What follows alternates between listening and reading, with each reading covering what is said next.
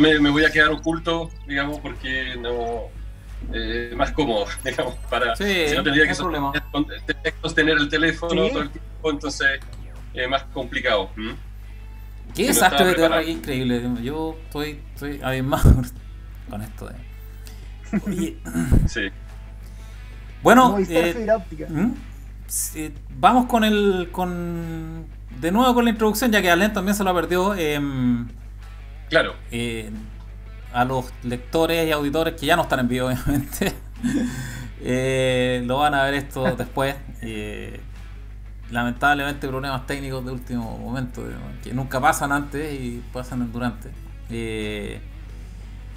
Bueno, bienvenidos a todos los lectores que nos vean posteriormente y auditores. Vamos a conversar sobre un tema que posteé hace muchos años y que es el colapso económico. Lo conversábamos hace un rato ya con Cero, con Alan y con Paulo. Le estaba comentando que mi visión del colapso económico es básicamente un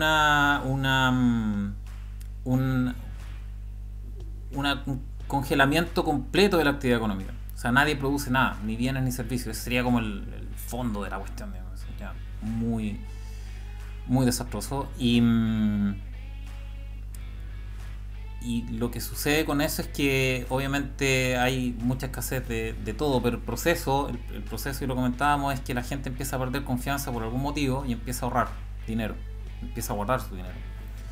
Y eso le quita actividad económica y quita velocidad del dinero en el fondo, en la economía.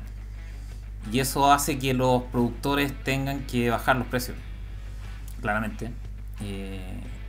Y por ende tengan que bajar sus costos para intentar mantener el margen. Eso es lo que van a intentar hacer todos, obviamente. Ahí no sé si estarán de acuerdo Sub y Allen, que son más empresarios. Claro. Y lo que sucede con eso es que cortas tu mano de obra variable y obviamente rebajas mano de obra, y eso crea desempleo y eso crea más desconfianza, obviamente, en el futuro, porque empiezan los despidos. Y ese ciclo se va autorreforzando porque la gente empieza a desconfiar un poco más del futuro y empieza a ahorrar más. Y en paralelo, que ahí llegan los gobiernos, generalmente hacen eso. Los gobiernos lo que hacen ahí es empiezan a ver que recaudan mucho menos. Generalmente, y eso es lo curioso de Chile hoy día, eso es lo muy curioso que tiene la situación chilena. Nosotros no estamos endeudados como país, me refiero, como gobierno, no estamos endeudados demasiado, ¿no? Tenemos un ratio de deuda 30%, 30 y algo por ciento. Y lo que sucede con eso es que generalmente cuando vienen estas bajadas económicas todo el mundo está endeudado, hasta el cuello en el fondo, en las empresas privadas y en las empresas públicas. Generalmente en las etapas de expansión de crédito y por ende de económica, que son equivalentes, toda la gente se endeuda al final. Yo creo que eso tú lo ves mucho, Sub-Zero. Y la gente empieza a endeudarse para expandirse, con cada vez menos negocios, menos rentables en el fondo. Se empiezan a expandir suponiendo que los precios van a mantenerse o van a seguir en la tendencia alcista que venían. Y esta bajada económica los pilla siempre en la peor posición posible, con harta deuda y con ingresos bajando, con precios bajando. Y en ese punto también entran los gobiernos. Los gobiernos en general cuando entran a este punto es porque tienen alta deuda.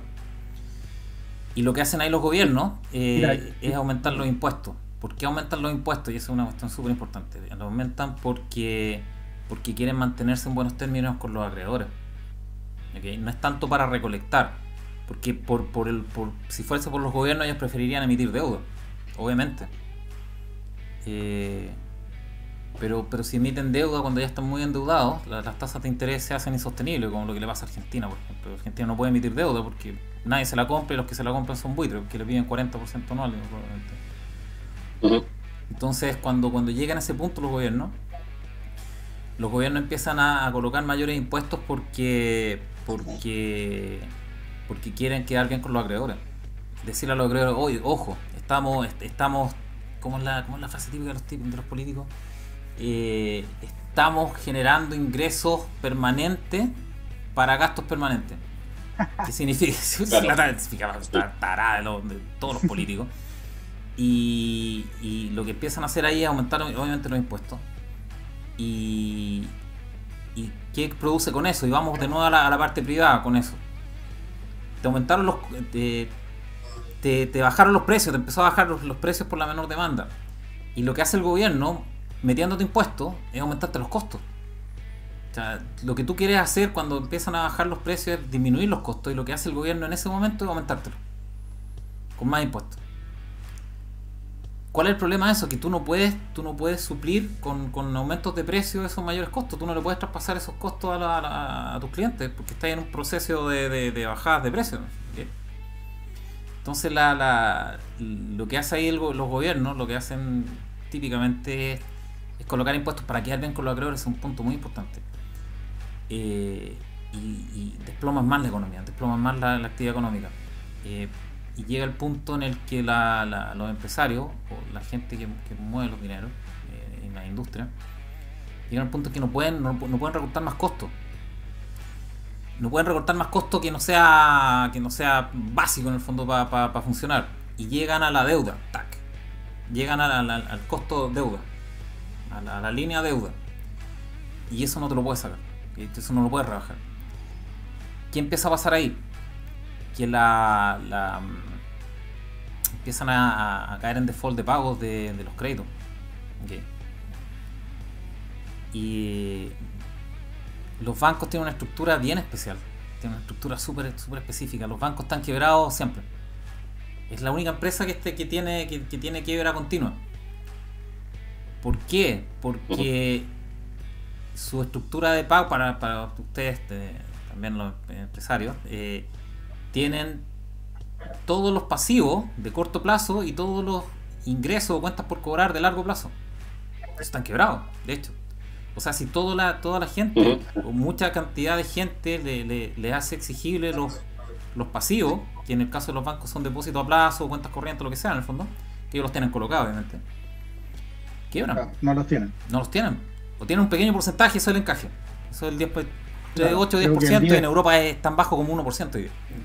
O sea, la Así va a banca... estar, sí, Europa estuvo al 1%, 2%, después con hubo acuerdos para subirlo hasta ahora un 7%, pero es más o menos la reserva que tiene, el 7% de las deudas que tiene el banco.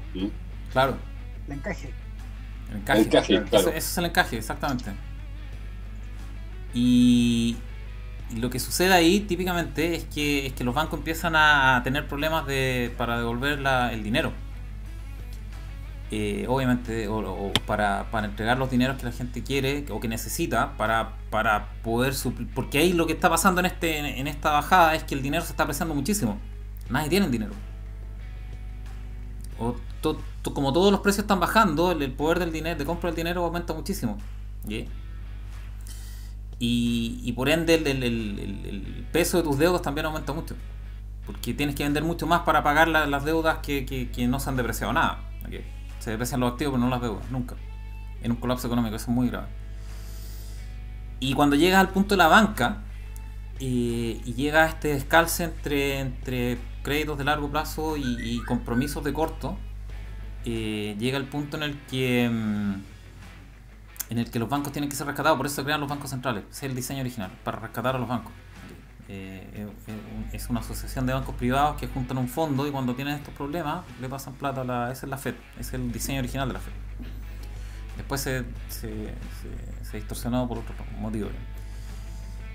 Y si llegamos a este punto y tú no lo puedes detener, porque generalmente las corridas bancarias son eso, o sea, son pánicos bancarios, si se conocen. Quiebran los bancos y lo poco dinero que había, que circulaba, deja de circular. No hay dinero. Este punto es muy parecido al 29, a 1929, que el dinero dejó de circular, se fue a cero, para todos los efectos prácticos a cero, y las cosas bajaron, las cosas inamovibles, como por ejemplo los bienes raíces, bajaron a 90%, creo que bajaron los bienes raíces en algún momento. Sí. Entonces, lo que sucede en estos colapsos, con la ayuda, con la intervención de tanto de la confianza de la gente, en el fondo, como de los gobiernos, que le ponen más impuestos y más costos a las empresas que tienen que despedir más gente, por esos mismos costos. Desapalancamiento. Es desapalancamiento, exactamente. Empieza la deuda a destruirse. Eso es una destrucción de deuda. Y llega el punto en el que nada se mueve. Es el ICE 9, creo que se llama, de la película. Que nada se mueve, carbonita. Tac. Jim Ricks, ¿cómo se llama? Jim Rickards, creo. Jim Rickards. Creo que él es fanático de los dos. Y llega ese punto en el que nada se mueve. Y vamos al lado fiscal ahora. ¿Okay? ¿Qué hace el gobierno cuando aumentó los impuestos? Terminó de destruir la actividad económica con eso, porque le aumentó los costos a los empresarios que no podían traspasar eso a precio del cliente final, y por ende tienen que bajar los costos, y eso significa despido. Entre ambos, entre la confianza de los consumidores y el gobierno, desploman todo hasta el punto en el que no hay actividad económica. Y lo que sucede ahí es que el gobierno dice, ok, no tengo cómo recolectar porque no hay actividad económica, la recolección viene, los impuestos vienen de la actividad económica, y tampoco nadie me está comprando bonos, porque todo el mundo entiende que en ese estado de cosas no hay recolección y ya tienes alta deuda. Entonces, ¿qué viene ahí? Claro. La impresión. Hiper. Y viene la hiperinflación. Esas serían como las etapas de un colapso económico. O sea, primero la falta de confianza de la gente en el futuro, empieza a consumir menos, los empresarios empiezan a bajar los precios, el gobierno empieza a recolectar menos, como tiene compromisos que cumplir, empieza a emitir deuda, pero en general en esos puntos pues ya están muy endeudados, entonces empiezan a colocar más impuestos para no quedar mal con los acreedores, para que los acreedores les sigan recibiendo su deuda. Pero llega el punto con ese aumento de impuestos en que siguen destruyendo más la economía, hasta el nivel en el que se va a cero, muy cercano a cero, todo el movimiento económico, y por ende la recolección de impuestos. Y tampoco los acreedores que se confían ya más en que el gobierno tenga capacidad de generar ningún ingreso. Y ahí le dejan de comprar la deuda. Ese es el punto de inflexión. Cuando los acreedores dejan de comprarle deuda al gobierno, ¡pac! Hiperinflación. Y ese es el punto de colapso monetario, financiero, económico, etcétera, etcétera. Porque en ese punto la gente entiende, ok, tenemos dinero, pero no hay nada que comprar, porque como la actividad colapsó, la actividad económica colapsó, que significa que nadie produce bienes ni servicios, porque todos están a la expectativa de que el dinero te iba a comprar más cosas en el futuro. Pero llega el punto en el que dice, ok, el gobierno está imprimiendo, destruyó el gobierno la economía. Todos entienden eso, en algún momento lo van a entender, cuando nos empiezan a colocar impuestos y vean que la actividad económica se va a derrumbar, la gente va a entender probablemente eso. Y la gente va a empezar a decir, ok, ya no confío en el dinero, porque tengo mucho pero no hay nada que comprar, y ahí empieza la hiperinflación. ¿Cómo sales de eso? Ahora se los dejo lanzados. Denle. Esa es mi visión de cómo un colapso económico, en el fondo. Sería como la etapa. Suf, ¿estás de acuerdo? ¿Cómo lo ves tú? Pablo, Alean.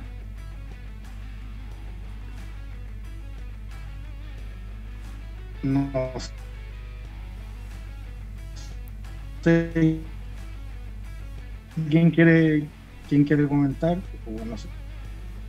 Mucho tema dentro de lo que comentaste, pero lo que recuerdo, por ejemplo, de donde comenzaste, es por ejemplo las personas.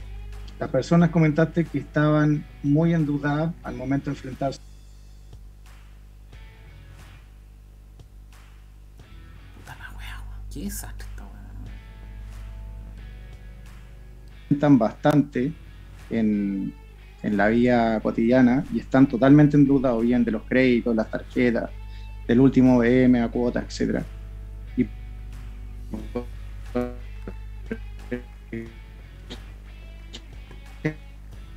en la B, yo les digo, ¿por qué les digo el cementerio? Porque tú vas y le decís a cualquier persona, ¿cómo está? Mal. Pero ¿cómo ha estado la venta? Horrible, súper mal, lloran todos. Y tienen 2, 3, 4, 5, 10 millones en efectivo en el bolsillo. Entonces ahí ya tenéis dos tipos de mentalidades para enfrentar cosas en la vida. Una persona que no se endeuda, que ahorra y consume después de ahorrar, y otra persona que aparenta, como les decís tú, los Wannabe.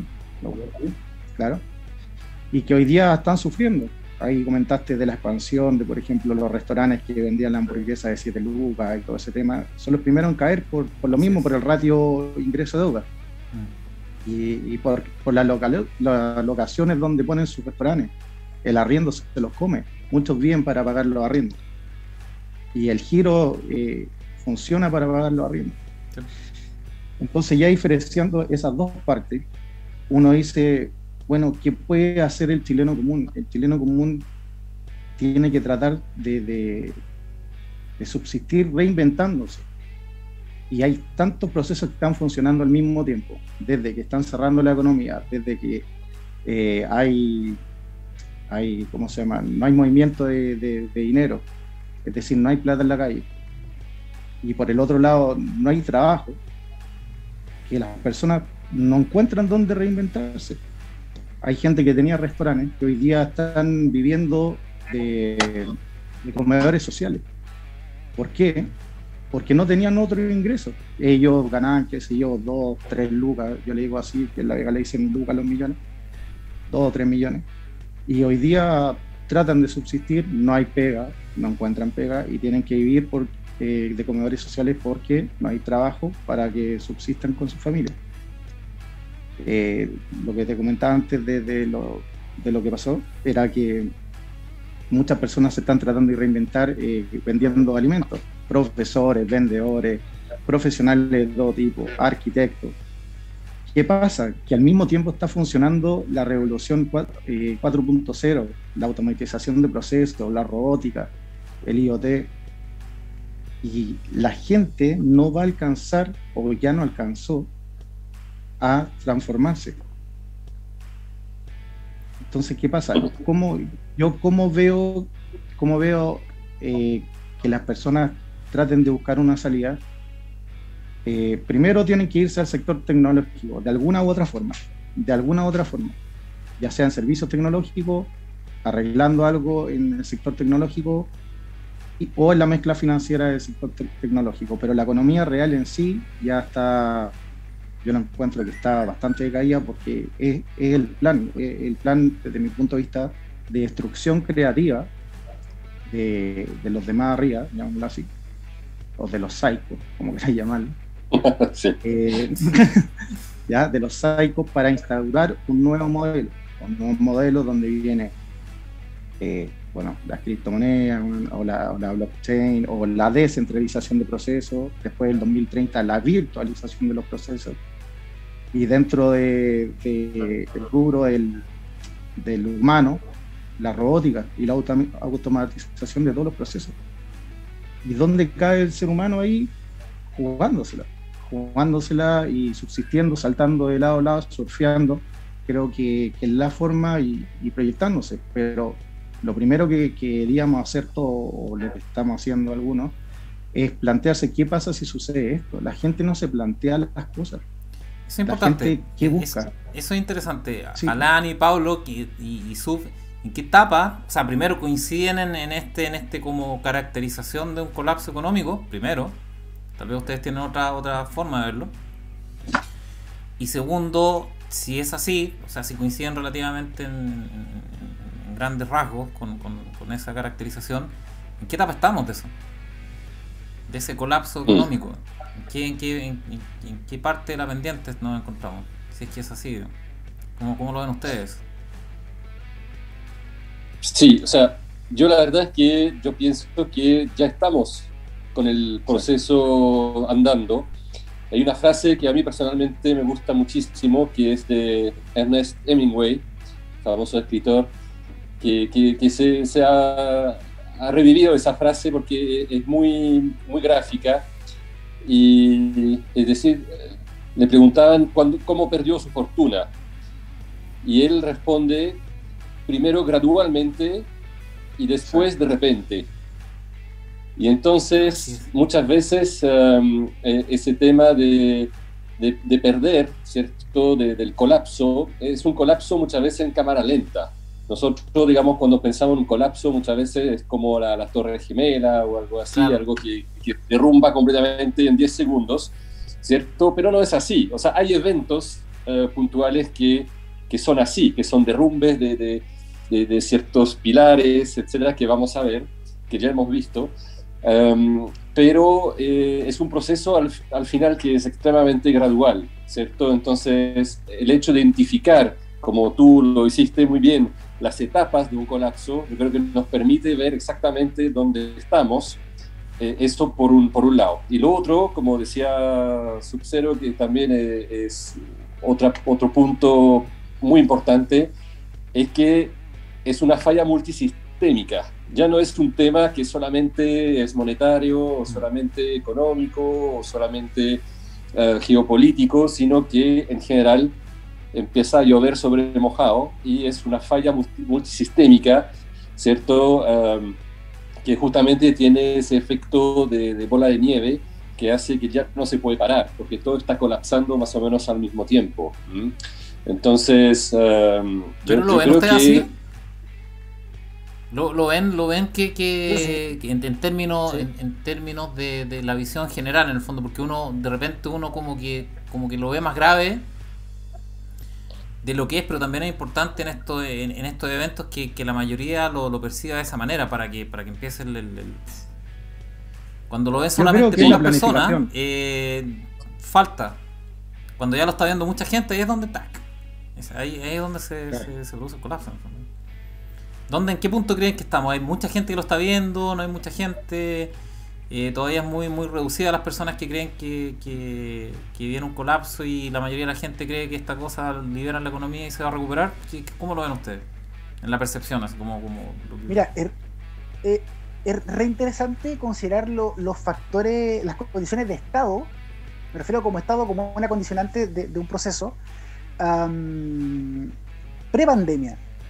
Porque en prepandemia, tal como adelantaba Sub-Zero, el problema estaba en que la gente estaba muy endeudada, las empresas están muy endeudadas, y en esa condición de estado es que entramos en esta cuarentena, en esta paranoia por la pandemia, lo que en el fondo está provocando una destrucción pseudo controlada. Pseudo controlada, ¿por qué? Porque lo que está pasando en el fondo, al enfriar la actividad económica y provocar destrucción también de riqueza, es que la gente está viendo que hay un temor de la percepción de ingresos futuros, y evidentemente con eso, como dices tú, recoge caña, y la velocidad de circulación del dinero se enfría.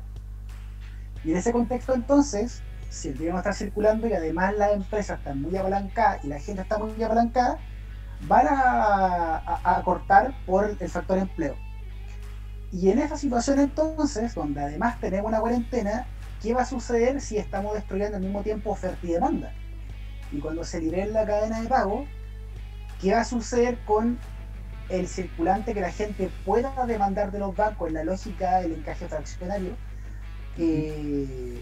Ya la única variable que le queda al gobierno, comillas, es el factor deuda pública, porque ya la tasa de interés del Banco Central está en mínimos.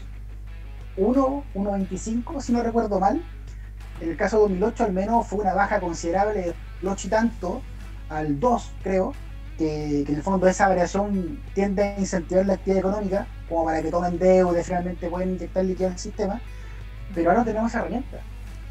Y en el caso de Estados Unidos, por ejemplo, ya están derechamente con la teoría monetaria moderna y están empezando a inyectar liquidez hasta esperar que finalmente ocurra el proceso inflacionario, que no lo ven en el mediano plazo, al menos 2-3 años, pero en el caso nuestro, dado ese factor de poco endeudamiento relativo, podríamos tener cierto margen con el peso, pero si hubiese, por pánico, necesariamente una corrida bancaria, es cuando ya podéis preocuparte en serio de la conservación del poder adquisitivo, al menos para efectos de ahorro. Por tanto, en todo este mezcla de ingredientes es donde ya la siguiente etapa de la conversa, imagino, irá cómo nos protegemos. que es la gran pregunta, me imagino, de todos los oyentes y los televidentes que nos van a observar cuando se publique el video. Y es súper, súper poco predecible porque va a depender de dónde vienen los choques. Porque si por alguna razón viene un choque externo, no sé, guerra Rusia-Estados Unidos en Ucrania, o se pone a pelear China con Taiwán, problemas feos vamos a tener con el dólar. Y así. La verdad que en lo personal no podré tener una respuesta inmediata para eso, todo va a depender de cómo ocurra la secuencia de eventos, pero así como resumen y raya para la suma, tal como siempre allá nos dice en el blog, el problema va a ocurrir en serio cuando liberen la cadena de pago. Es que finalmente lo que yo veo es que las cuarentenas lo que hicieron fue darle turbo a este proceso. Eso en el fondo, aceleraron toda esta secuencia, la aceleraron porque yo para mi gusto veníamos ya con una altísima deuda, con muy poco ingreso disponible, casi cero, por eso la gente se quejaba en las protestas de que no tenían para pagar X cosas. Y como las personas gastan sus cosas de acuerdo a sus propias necesidades, obviamente, las demandas eran múltiples porque finalmente lo que yo interpreto ahí es que a la gente le faltaba dinero para pagar sus cosas en el fondo. ¿Qué cosas eran esas? Depende de las necesidades de cada uno. Por eso algunos pelean por el taco, otros por la educación, otros por la salud. Ahí ya era un poco a gusto del consumidor, pero el diagnóstico general era que la gente ya no tenía plata para llegar al final de mes. Por la carga de la deuda, más obviamente las subidas de precios por la misma deuda, por las mismas subidas de crédito, que hacen que ciertas clases de activos suban. Entre ellos las casas y la educación y las viviendas subieron, pero muchísimo. Y obviamente por el acceso a crédito. Claramente eso es lo que hace subir eso. Y te deja con mucho dinero disponible. Pero una cosa interesante que me pareció, Alan, es la frase de Hemingway. Eso se ve mucho en los mercados. Los desplomes son mucho más rápidos y más profundos que la subida. Lejos. Bueno, sí, porque depende un poco también lo que puede hacer tampón, digamos, para una persona. Bueno, en realidad podemos tener más posibilidades de recurrir a una cosa u otra y además que no nos damos cuenta a veces de cómo el dinero se está yendo. Pero quiero rescatar ahí unas cosas muy importantes de la crisis que se vive en Chile. Y ese famoso 18 de octubre, que es justo un mes después del 18 de septiembre, el más largo y festejado de la historia prácticamente, ¿cierto? Y eso me llamó mucho la atención, justamente con el tema deuda, pero más allá de decir que la gente lo pasó bien y se endeudó, que eso podría ser coyuntural, hay el tema estructural, y que muchas veces tú pones de relieve la situación en Europa, donde los países están muy endeudados, etc. Y la gente, curiosamente, menos endeudada. Entonces Chile ha optado por no endeudar el Estado, por un lado, no demasiado, pero que la gente se endeudara para educarse, para su salud, para todas las cosas que en general en Europa está asegurado por el Estado, ¿cierto? Entonces tenemos una población extremadamente endeudada y un Estado todavía con cierta holgura, ¿no? Que por la decisión, digamos, efectivamente más quizá neoliberal, uno diría, de la forma de mantener la sociedad, de hacer funcionar la sociedad. Pero al final un poco lo mismo.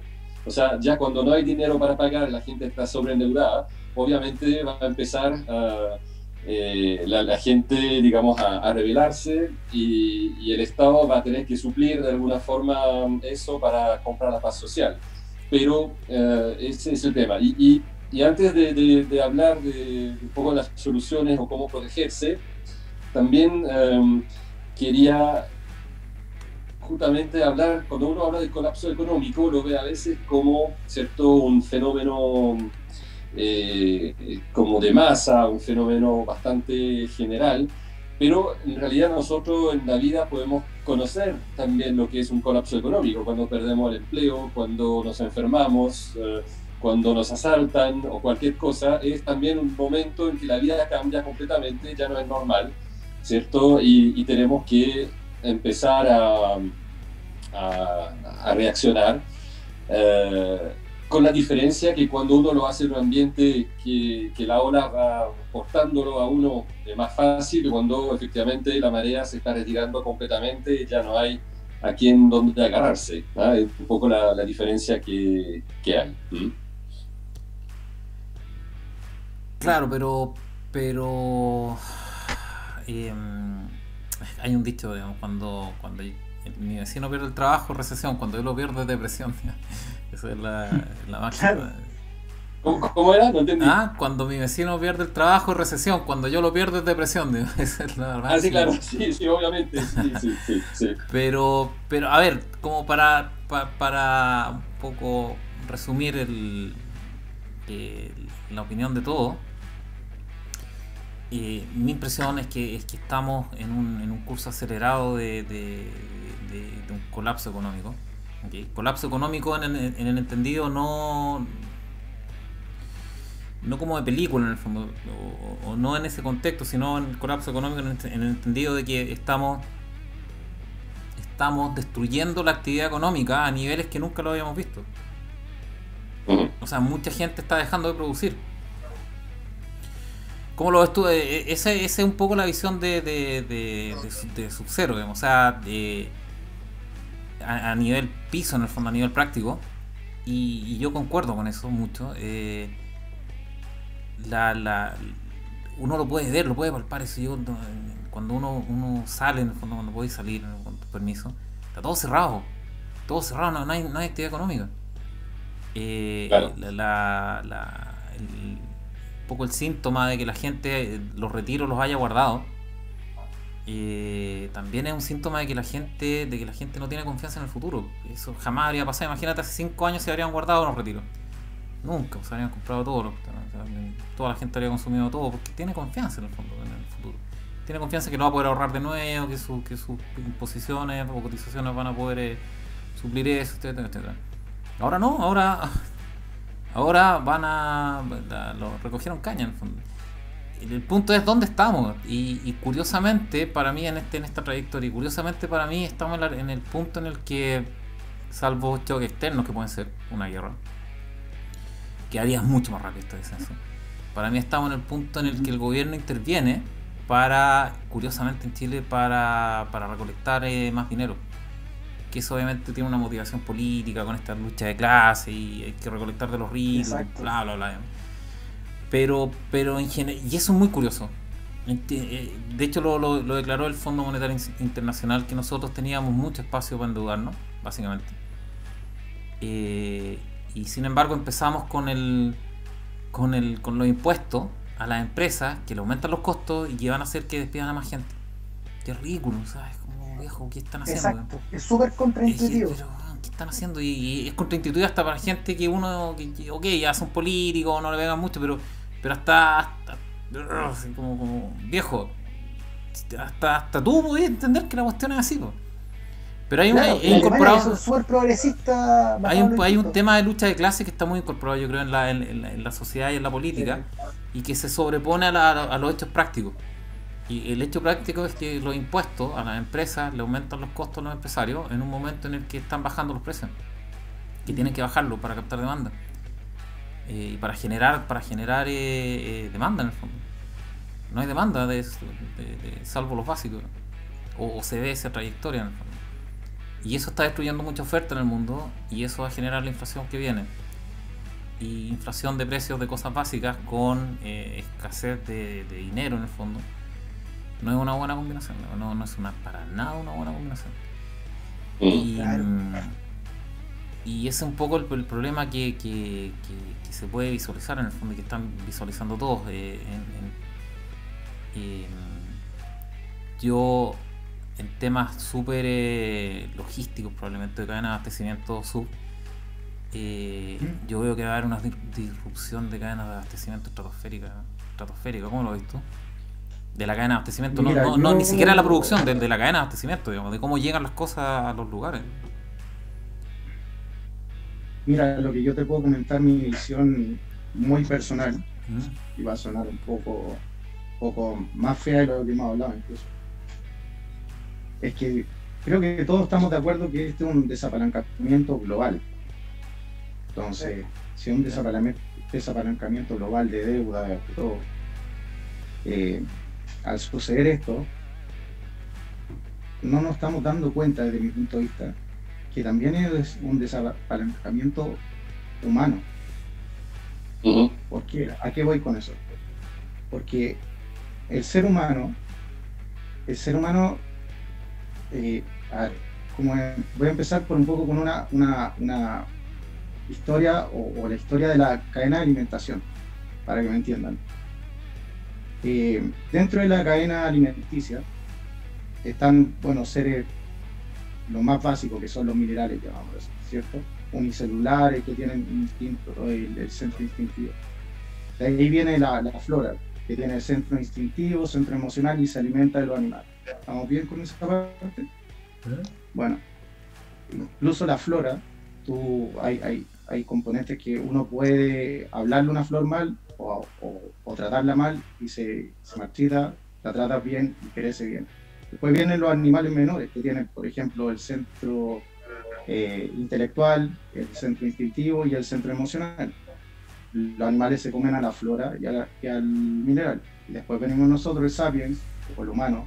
Va a sonar un poco filosófico esto, pero para que entiendan algo, que el sapiens o el humano, que se supone que estamos en la cadena, en la cima de la cadena, nos comemos el animal, la flora y el mineral. Y se supone que hasta ahí llega el tema, se supone. Ahora, si buscamos, si hay algo que alimente el humano, tenemos que derivarnos hacia culturas antiguas. Por ejemplo, los mapuches, los mayas, los egipcios, que hablan de seres que se llaman arcontes, que en griego significa regente. Y estos regentes, desde mi punto de vista nuevamente, también cosechan, o sea, comen. ¿A quién? Al humano y a todo lo que hay acá.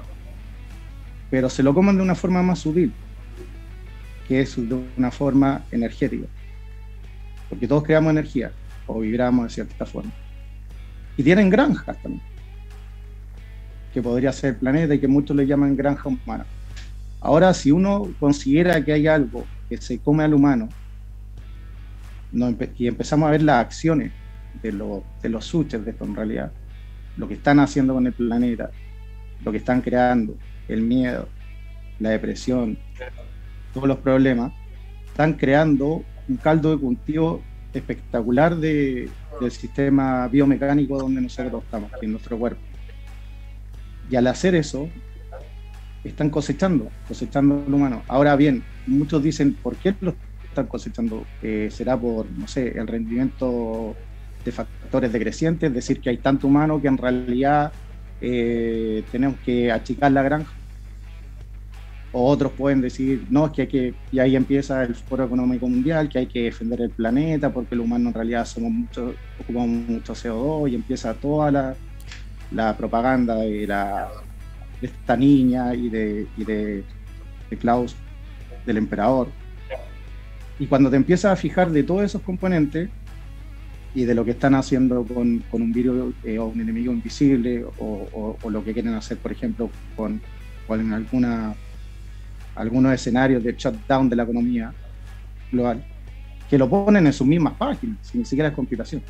No. Lo ponen en las mismas páginas. No, están en su página. Entonces, de repente tú decís, ok, perfecto, estas acciones las están haciendo, ¿por qué?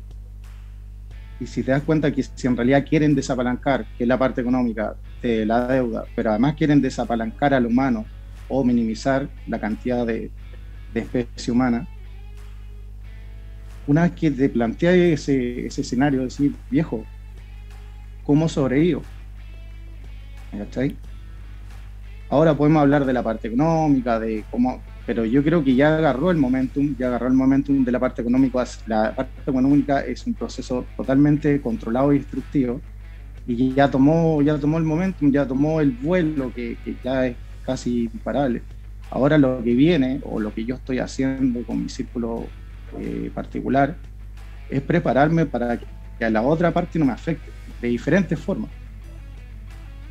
Primero, creyéndome el cuento, o sea, venciéndome a mí mismo y miles de cosas, pero lo que le quiero decir a los oyentes acá, que es un mensaje, es una idea, que por lo menos la que yo quiero representar, y gracias a este espacio también, que sea, es que el principal enemigo que tiene cada uno de nosotros es la persona que está en el espejo, o sea, eres tú mismo.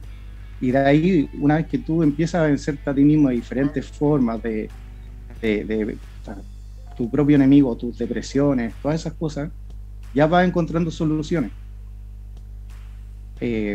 Una fórmula para poder subsanar económicamente esto es muy, muy, muy, muy difícil, porque lo mismo que estás diciendo tú, el problema de la banca, meto mi plata en la banca, mañana hacen un shutdown de nodos centralizados, se acabó el juego. Así es. Me meto a las cripto tengo nodos descentralizados, MetaMask y todo lo que tú quieras. Y si mañana un gobierno dice que es ilegal, ok, me estoqueo en alimentos, si tengo un capital importante, no se me va a poder ir el animal. Me estoqueo en propiedades, viene un desabalancamiento de la deuda, o sea, de las propiedades. Entonces la parte económica es bastante complicado, y cada persona tiene su realidad particular. Pero sí, lo que yo creo que es mucho más importante, que en mi visión, es el tema de lo que quieren hacer con la raza humana. Eso es lo que yo creo. Yo creo que ahí va el tema. Yo creo que ellos nos ven de verdad como sus pares, porque nosotros no lo logramos ver porque no tenemos la conciencia de cómo nos manejan. Tal como cuando uno hace un asado, uno no tiene la conciencia de cómo sufrió ese animal que te está comiendo, una hamburguesa, un pollo. Yo sinceramente no me acuerdo si es que sufrió o no, yo la disfruto. Bueno, estos artistas hacen lo mismo con nosotros. Hacen guerra, man, la Primera y Segunda Guerra Mundial. Y ahora están haciendo esto y están, man, gozando absolutamente la energía que están sacando. Gozándola. La gente con depresión, la gente que está suicidándose. Hay estudios en Estados Unidos de jóvenes suicidándose hoy día, pero una locura. Y todos los switches que dan abajo, para no hablar de secta y weá, ¿ya? Esos siguen las órdenes de ellos, no. ¿Sí? Entonces la única posibilidad que yo veo como solución parte desde uno. Nadie te va a venir a salvar, nadie. Nosotros podemos dar ideas, pero nadie me va a salvar a mí, me tengo que salvar yo solo. ¿Me cachai? Ese es mi punto de vista, eso es lo que yo creo, y eso es lo que de repente lo que quiero transmitir tal vez desde mi punto de vista. Tienen que ser guerreros, weón, y hoy en día no podemos elegir cómo morir. Yo mañana puedo morir, viejo, pero sí puedo elegir cómo vivir hoy día, po. Y yo elijo, weón, que a mí no me ganan. ¿Sí? Yo creo que guerrero y muero ensangrentado. Ese es mi punto de vista. Yo creo que el mensaje es súper bien, extraordinario. De hecho, el mensaje es: dependemos de nosotros mismos, de la capacidad que tengamos de recolectar información y de accionar esa información. Siempre ha sido así. Exacto, hacerlo. No podemos depender del gobierno, de la estructura, del Estado, de cosas supranacionales, etcétera, etcétera. Y también lo que comentáis de estos supremos líderes. Hay una teoría, tú, Alan, yo cacho que le pegáis más, o Paulo, uno de los dos, pero hay una teoría que se llama teoría malthusiana, que adscribe mucho a esta teoría malthusiana de estos tipos, las élites, y es que básicamente es una teoría que dice que tiene que ver con una experimentación con bacterias. Control de población, digamos, básicamente. Con bacterias que llegado a un punto de saturación de cantidad de bacterias, que sería el equivalente a la gente en el fondo, con alimentos limitados, la masacre humana es estratosférica, o sea, la masacre de las bacterias disminuye mucho su población.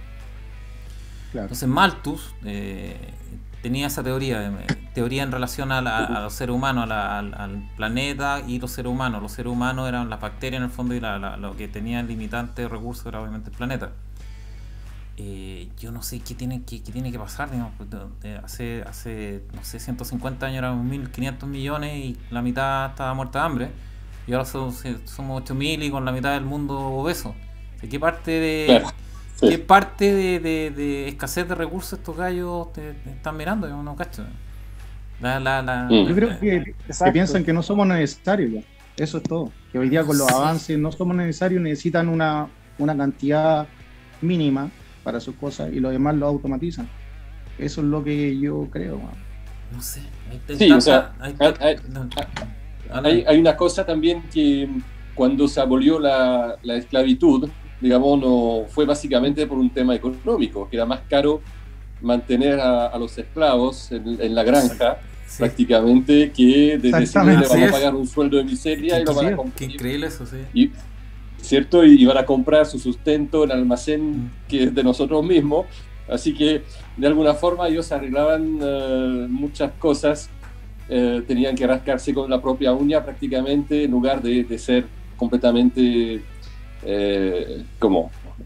cuidado por el dueño, ¿no? de alguna forma. Entonces hay siempre un tema económico detrás de la evolución, y ahora yo creo que efectivamente a donde vayamos hay mucha gente en todas las grandes ciudades, etcétera, y esa gente efectivamente va a ser cada vez menos necesaria, tal como lo decía Sub-Zero. Yo creo que el análisis es excelente, que vamos hacia digamos una numerización de todo, digitalización, robotización, etcétera. Entonces, al final, para producir y para mantener un nivel de vida, ¿no? Ya no vamos a necesitar a tanta gente.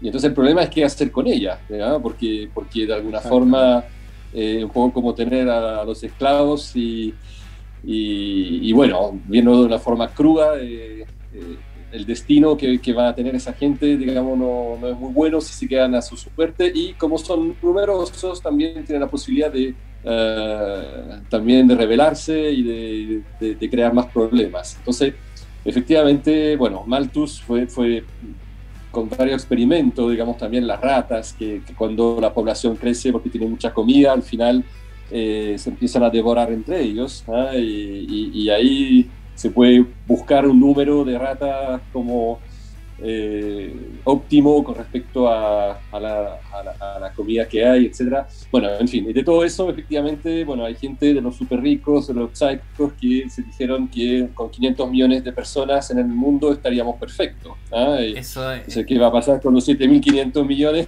digamos, restantes? Así que...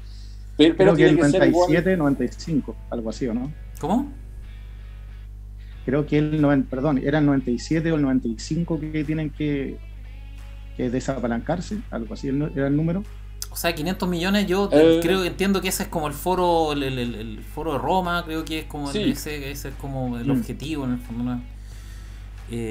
Exacto, o sea que la cifra ha sido analizada y ha sido más o menos aceptada, ¿cierto? Que obviamente moralmente, bueno, no todo el mundo puede saberlo, pero más o menos hay gente que está pensando claramente en eso, ¿eh? Y lo respalda, digamos, con teorías de sustentabilidad, etc. Entonces, uno efectivamente puede pensar que la cosa va por ese lado, ¿no? Claramente.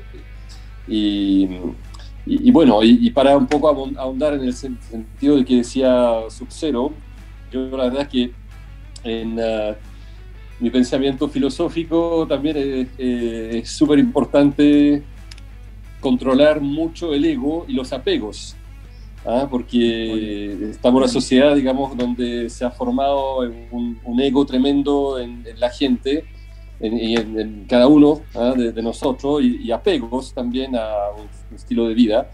Y si un día, bueno, hay violencia, es porque uno no va a querer desapegarse, va a querer mantener su nivel de vida y hasta matando al vecino, ¿cierto?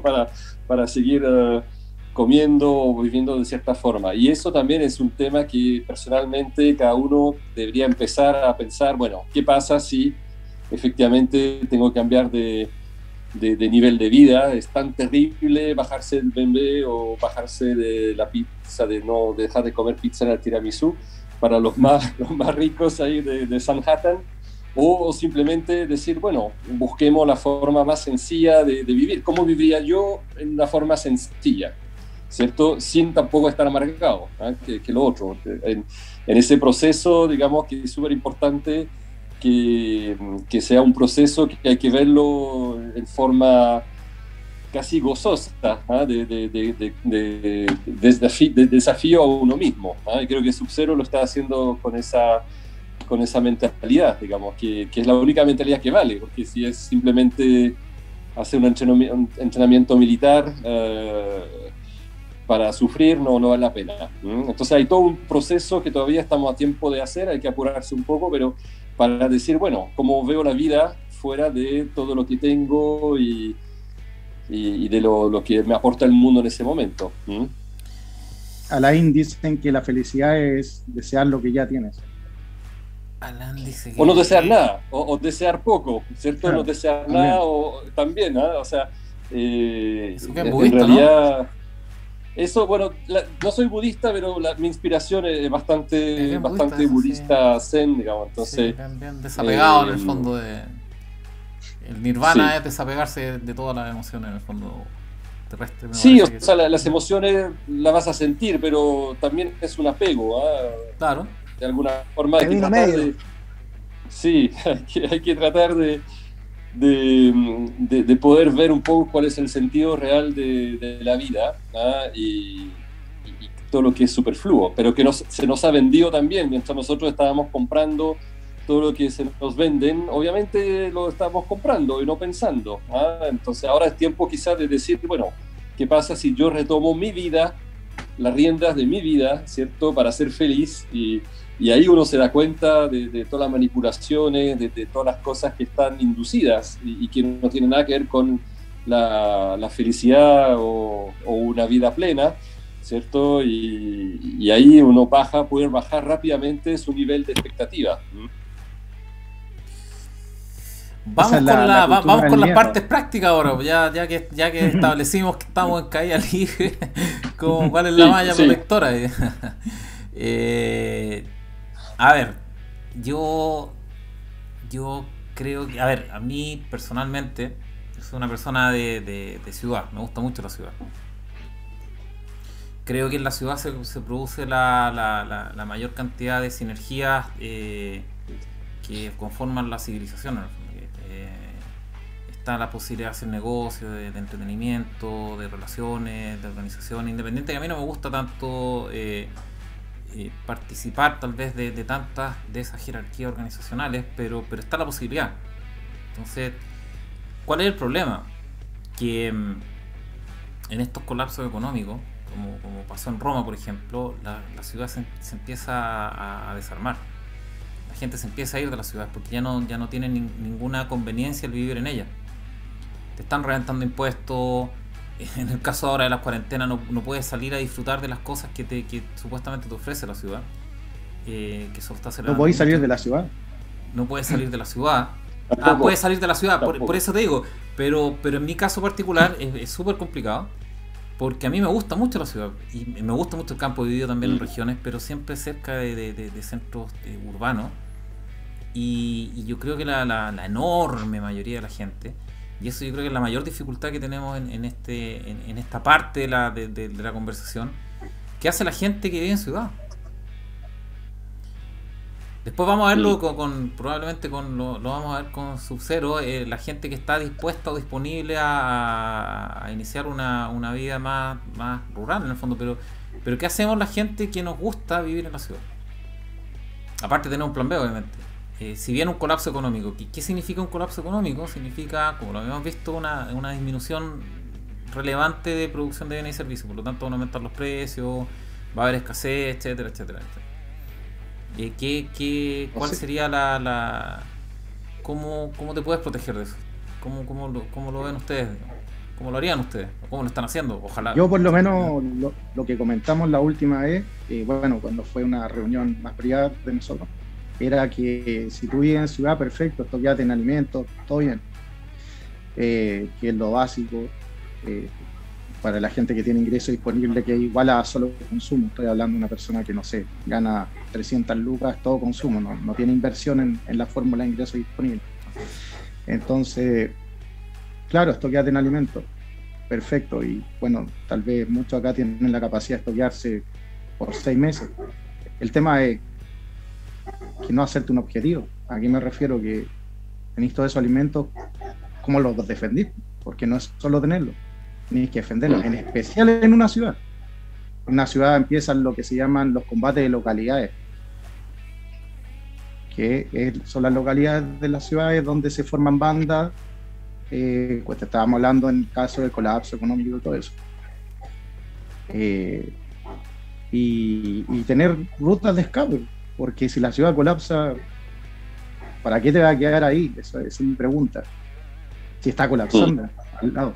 Claro, es como una pregunta como lógica, si veis que ya te va a afectar directamente. Lo que pasa es que estamos tener un plan de salida. Estamos especulando. Yo me cuesta, voy a ser el abogado del diablo en esto.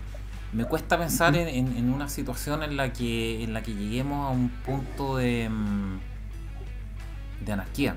Yo creo que no alcanzaríamos a llegar a ese punto. Yo creo que llegaríamos al punto en el que el gobierno, vía fuerzas militares, impondría el orden. Lo que tú comentas en el fondo es que se me ocurre a mí, es como una especie de guerra civil totalmente desordenada y que no hay nada, ninguna jerarquía, ni orden, ni estructura, ni ninguna cuestión. Y me cuesta verlo. Ojalá que no. Yo nuevamente te repito, dependiendo de lo que quieran en el gobierno. Si el gobierno dice que estamos atrasados en el desapalancamiento humano, okay, pueden hacer lo que quieran. Ok, me cuesta verlo, me cuesta ver, claro que sí, pero me cuesta ver que lleguemos a ese punto. Y si llegamos a ese punto, estoy de acuerdo, pero en un punto anterior, en una etapa anterior en el fondo, que sería la de escasez en el fondo, pero con cierto orden, cierta estructura jerárquica. ¿Cómo lo ven eso? Porque estamos claros en la parte totalmente sin orden, sin estructuras, sin jerarquías. Claramente ahí es ruta de escape y tener una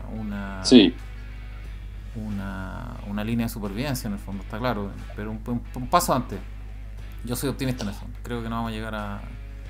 Pero, sí, salvo que los supremos líderes nos digan otra cosa. Sí, yo no soy muy optimista con las ciudades, por varias razones, y que de hecho se ha visto eso en ciudades como San Francisco o Nueva York, que básicamente la ciudad está cambiando completamente, porque uno empieza a ver, bueno, lo que fue básicamente la descripción de los zombies en los años 20, ¿cierto? De ahí vino un poco el término para ver esa gente deambulando sin rumbo. Y creo que podemos efectivamente en la ciudad ver gente que no va a tener pega, que no va a tener ninguna actividad deambulando, simplemente para buscar cualquier oportunidad. Vamos a ver carpas, vamos a ver gente pidiendo, etc. Entonces, ya en ese contexto, sin hablar de la delincuencia también, obviamente, que va a estar más fuerte.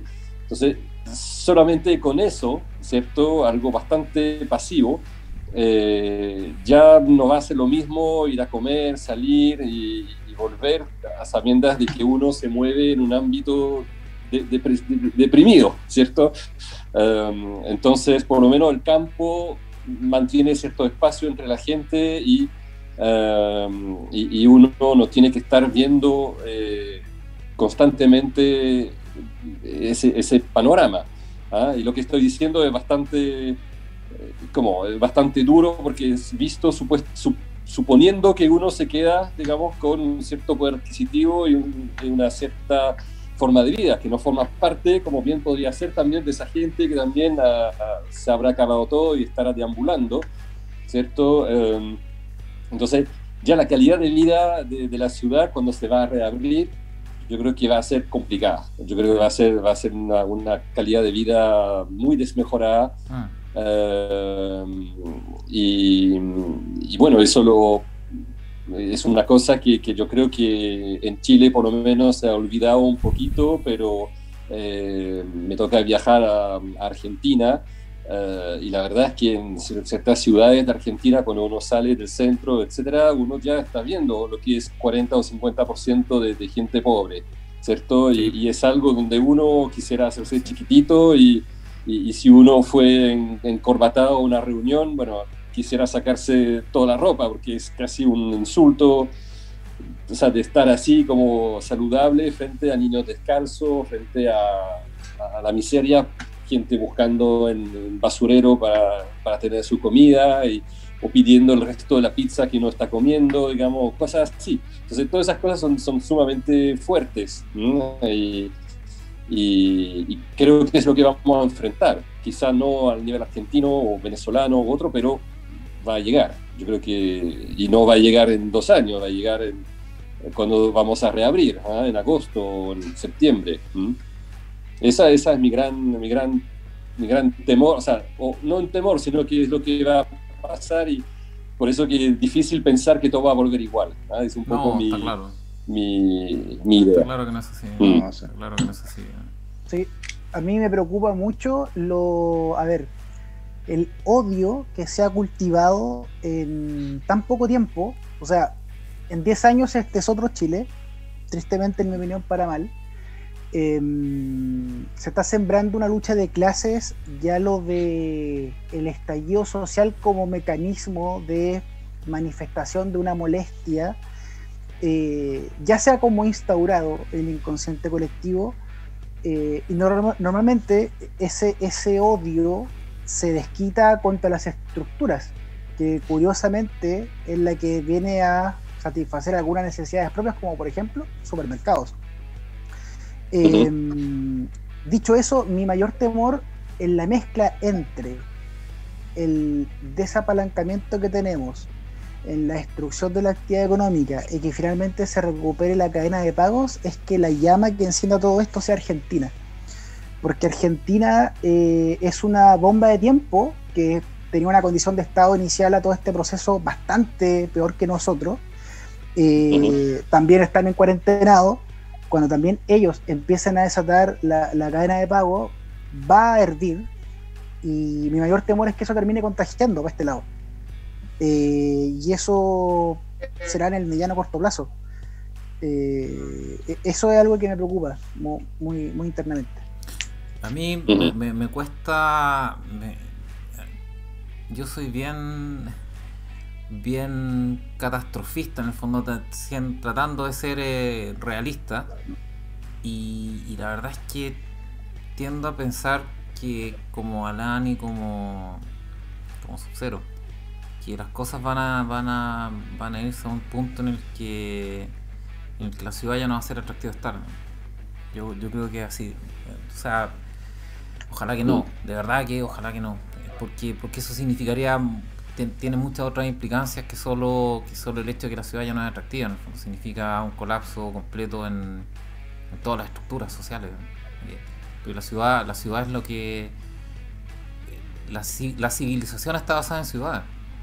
Eso es la civilización, cuando la riqueza y las energías que se producen en una civilización es por el ámbito urbano, y que colapse eso es terrorífico, no, me cuesta imaginarlo, me cuesta imaginarlo mucho, pero tiendo a creer que es factible, y eso es muy terrorífico, de verdad. Es algo que quita un poco el sueño, pero claro, porque como dices tú, el hecho de convivir en una ciudad, en esa actividad de cooperación social, también es para efectos de buscar seguridad. Cuando tú ya te escapas de la ciudad y vas a espacios mucho más amplios, a un campo no se le pueden poner puertas. Por tanto, los metros a cubrir con una menor densidad de personas es más difícil. Basta ver lo que está pasando en la Araucanía para intentar coordinar estrategias de defensa. No es algo tan a la ligera. Entonces, tal y como estamos viendo, si llegase a pasar un escenario súper catastrofista en el que la ciudad ya no sea lugar, no sé si el campo para efectos de autosustento, quizás para el que puede ser, pero para efectos de seguridad no sé qué tanto. Tendría que ser un lugar bien remoto y como estratégicamente colocado, como antes, un castillo en una colina. Volvemos a la Edad Media, claro. Yo creo que voy a Sub es más especialista. Vamos a ese escenario. Yo creo que lo peor que voy a hacer es irte como lobo solitario, Sub, ¿o no? Tenés que generar redes para eso. independiente que te que vayas se fuera. llama el proceso de destrucción creativa lleva a una economía neofeudal, Claro. con tecnología y tecnocracia full. El que no lo ve, no sé qué está viendo. Mm. Porque al destruir toda la cooperación entre los pares, con la mascarilla, con la distancia social, con los restaurantes, con todos los centros donde nos reuníamos todos para cooperar y crear sinergias donde nuestro trabajo, que se llama, creo, la división del trabajo, hay un libro, creo que se llama así, que en vez de tú hacer todo, empezás a dividir el trabajo y producir mucho más, que uno de los métodos de producir. Está claro que el camino de los de arriba, o no los de arriba, de los psychos, como voy a decir, ¿ya? Es la destrucción de estas cooperaciones. ¿Con qué objetivo? Y nuevamente lo que habíamos comentado antes, pues, como el humano está cada vez con el rendimiento de factores decrecientes, es decir, cada unidad nueva de humano rinde menos para sus fines, que hoy día no vamos a hablar de eso. Hay que desapalancarlo, ¿no? Eso es toda la cosa. Al final ellos cumplen, desde mi punto de vista, una función que para nosotros es mala, como para, por ejemplo, para, no sé, una granja de pollo es malo para ellos que nosotros los faenemos. Ese es mi punto de vista muy particular. Ese es el objetivo que yo creo que va. Bueno, pero tomando el tema de los campos, supongo que todos han ido a bares cuando uno podía ir a bares donde hay tragos. No, sí, claro. Siempre el más. No, yo no conozco eso, no sé de qué estás hablando. Es que esa es la similitud que puedo sacar. El más apetecido, llamémoslo así, para el género femenino, incluso para algunos géneros masculinos, era el barman, porque tiene el poder atrás, el poder del copete, en esa noche, etcétera. Que los barman se llevaban todo lo que querían para el after, llamémoslo así. Lo mismo creo que sucede en la sociedad, pero ahora con los alimentos. Entonces, mi opinión es estar lo más cercano a las despensas. A las despensas son las comunas productivas de alimentos, productoras de alimentos en Chile, que las pueden buscar en cualquier parte donde están. Y una vez eso, te empiezas a juntar con gente que piensa más o menos parecido a ti, obviamente con sus escalas de grises que hay, y empieza, porque en los campos no hay este problema de distancia social. No, claro. De hecho, en las comunidades que hay, no influye el orden, llamémoslo, del Estado. Te estoy hablando de un parcelero normal tiene 1 hectárea, estamos hablando de 10.000 metros, y son comunidades de, no sé, 40 parceleros, con sus respectivos portones, sus respectivas cosas, sus respectivos reglamentos, pero no hay un, llamemos, carabinero adentro, viendo el tránsito o algo. No sé si me entienden. Entonces, Sí, yo creo que esas comunidades son las que van a poder subsistir más en términos de alimentos, de seguridad, de defensa, de todo tipo de cosas. Es más, pero en el fondo lo que tú estás proponiendo, lo que tú estás proponiendo en el fondo es construir una comunidad en el fondo. No irte como lobo solitario. Exactamente. Esa es un poco era un poco la pregunta. No, acá no existen en Hollywood mucho Rambo, eso es muy mutante. Ese es mi punto. O sea, claro, tienes que haber construido. No, eso no existe. Tienes que haber construido tienes que haber construido ese tipo de contacto, esa relación, esa confianza, yo supongo. Porque obviamente también hay mucho de confianza con quien te asocias, supongo yo. Sí, y el punto es, ¿estamos a tiempo de hacer eso? Depende de cada realidad. Eso es lo que yo te digo. Sí. Depende de la realidad totalmente individual de cada persona. Alguien que está escuchando alguien que está escuchando ya no es live, es grabado, pero alguien que está escuchando este programa y que ok, ¿sabes qué más? Les compro todo. O sea, estamos en bajada, estamos en caída libre, va a venir un cagazo gigante y cómo me preparo en el fondo. Y estoy a tiempo ya de juntarme con gente afín. Primero encontrar a esa gente, que es súper difícil. sea, si tú le preguntas a mucha gente, y eso yo creo que es lo más complicado de esto, si tú le preguntas a 100 personas, una probablemente te va a decir sí, en realidad está más complicado. Yo creo que el 99% de la gente va a decir no, esta cuestión después de la apertura de las vacunas, con las vacunas y todo esto, va a volver a la normalidad. Eso pensaban todo el año pasado. ¿Ah? No sé si te acuerdas. Que llegaban las vacunas y todos éramos felices. Pero siguen pensando, claro. Yo creo, y por eso... Y nos apretaron más. Sí, nos apretaron más. Yo tenía mucho temor de eso y terminó pasando. Pero el problema es cómo, primero, encontrar a la gente que es afín a lo que tú piensas, que es poca todavía. Y segundo, construir esa comunidad. Por lo tanto, la pregunta, yo siempre he creído que como entraste al 18 de octubre, y mucho peor a las cuarentenas, es como vaya a salir. O sea, si ya te habías creado tus redes de contacto en el fondo antes del 18 de octubre y de las primeras cuarentenas, estás, digamos. Pero si tienes que crearlas ahora, como en todo en la vida, cuando necesitas hacerlo en emergencia o apurado, es caro y malo, digamos, lo que puedes conseguir, como siempre pasa, digamos. Entonces la pregunta es, ¿está a tiempo la gente, realista, en términos realistas en el fondo, de construir esa red fuera de la ciudad? ¿Qué opinas tú, Pablo, Alan? Yo creo, y bueno, lo voy a hacer más corto ahora, que todos pueden, porque todos tienen algún tío o tía afuera de la ciudad. Todos hemos tenido a alguien conocido. Esa es una parte. Y más allá de eso, esas redes se tienen que armar de alguna forma. Por ejemplo, nosotros que hicimos un grupo que se llama Preppers y todo el tema, pero obviamente tal vez no me voy a reunir nunca tal vez con ellos de manera presencial, pero sí podría llamarle, oye, ¿quién está por esta ruta? ¿Me puedo salir por aquí? ¿Me puedo salir por acá? Información, tener información de algún tipo.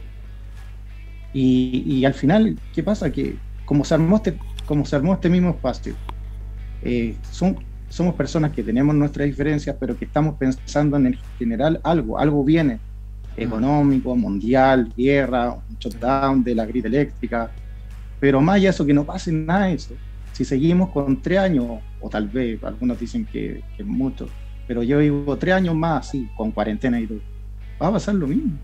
Si la gente con hambre se mueve, cruza continentes, emigra de países en países, y creo que te lo comenté la vez que nos reunimos. Bueno, yo tengo un bagaje de cosas de fuerza especial y todo eso. Yo lo único que le tengo miedo es a la masa, inconsciente, a la gente con hambre, porque se comen entre ellos. Y créeme que toda la gente... Y a lo único que le tengo miedo. No solo tú, todos, pues los gobiernos también le tienen mucho miedo a eso. De hecho, una de las razones que yo creo por la que están tratando de promover la confiscación o el mayor control de armas en Estados Unidos, por eso, por una revolución armada, ¿no? Está claro eso. Yo creo que es el único país que los gobiernos tienen ese temor, ¿no? El año 2000 la entrega de armas estaba acá, se mandaba por el ejército hasta el año 2000 y después pasó a Carabineros, y ahí empezó todo el tema de desarmar a la población.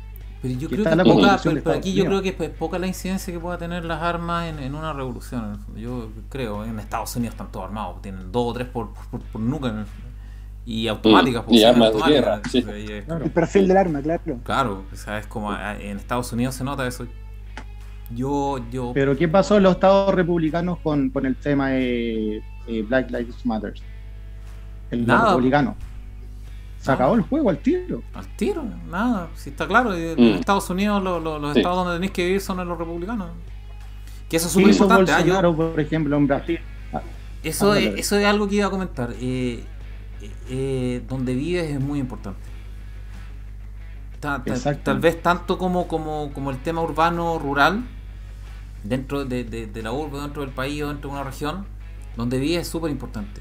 Depende de la cultura que tenga la gente en términos de defender su estilo de vida, va a estar bien o no, ¿okay?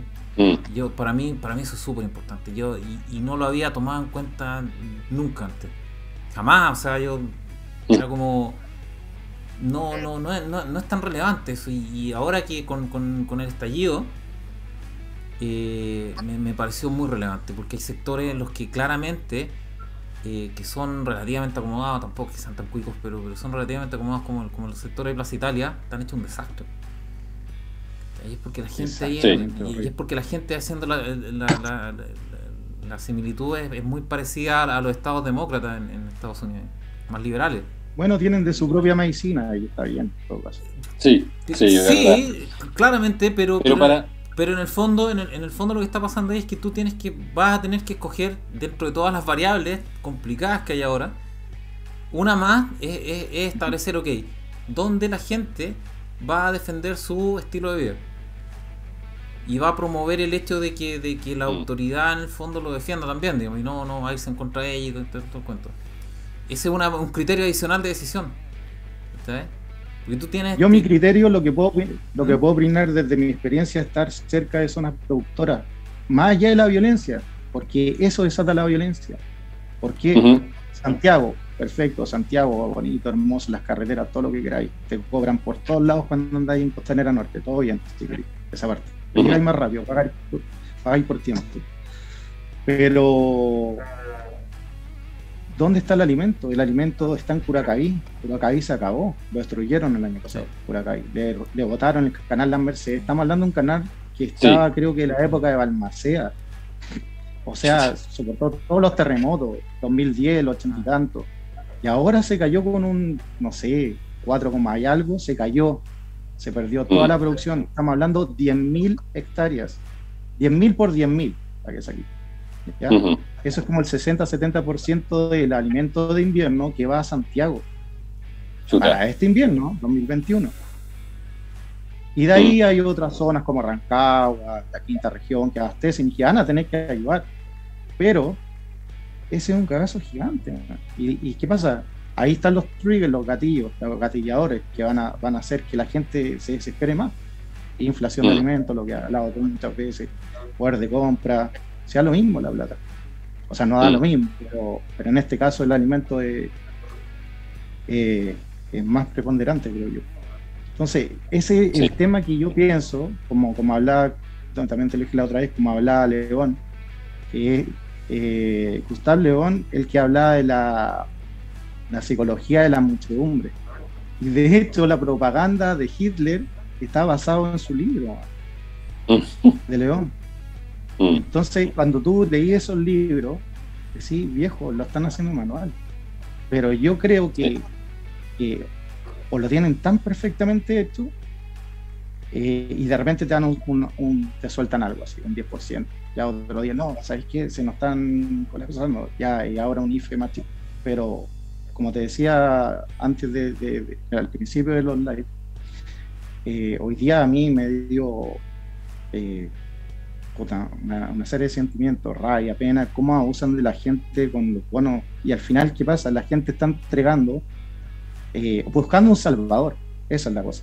Ellos están buscando a alguien que los salve, y sale el Estado como el salvador, con migaja, ¿ya?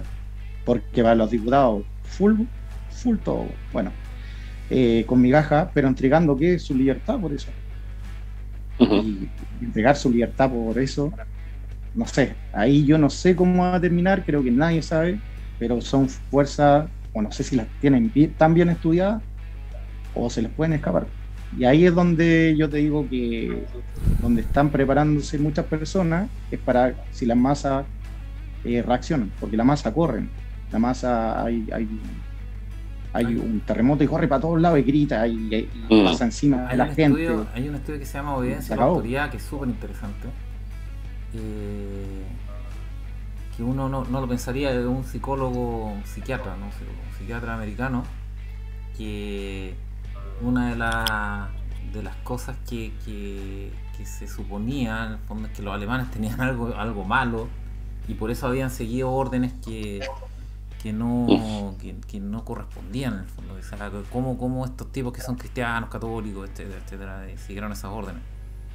Y este psicólogo, psiquiatra americano, hizo unos experimentos relacionados con la obediencia a la autoridad, con americanos, y llegó a las mismas conclusiones o llegó al mismo resultado que habrían llegado los alemanes. O sea, cuando una autoridad te pide hacer cosas, incluso dañar a tu prójimo, lo hacen. por este mismo Son los sentido experimentos de Stanley Milgram. Para los ese, que quieren Stanley verlo. Milgram, sí. Stanley Milgram, sí, que hubo una película también con Yves Montand de Costa Gabras, que es una película en parte sobre ese tema. Pero efectivamente, es la sumisión a la autoridad, se llama. Entonces Sí. tú, exactamente, y tú no tienes cómo saber en qué punto es el punto de ebullición en el que la gente deja de estar sometida a esa autoridad. Porque Claro. la sumisión a la autoridad llega al punto de dañar a tu prójimo, en el fondo. Con cosas, Claro. con cosas que lo pueden matar. Ese es el experimento Sí. de Pero este psicólogo. aquí me parece más grave justamente el descontrol de la masa, lo que hemos visto desde el 18 de octubre, lo que ha pasado. A mí me llamó muchísimo la atención el nivel de descontrol, el nivel de tomarse realmente la ley por su propia mano, etcétera. Ha sido muy fuerte de ver que ya la autoridad no está, y sobre todo que nadie obviamente respetaba la amenaza de autoridad, porque un tema es la verdadera autoridad, de alguna forma, es la que no tiene que desenfundar el arma, ver un policía, un militar armado y decir, wow, no, ese tipo ya lo respeto y voy a acatar, porque cuando ya tiene que sacar el arma ya es tarde, o sea, Sí, ya claro.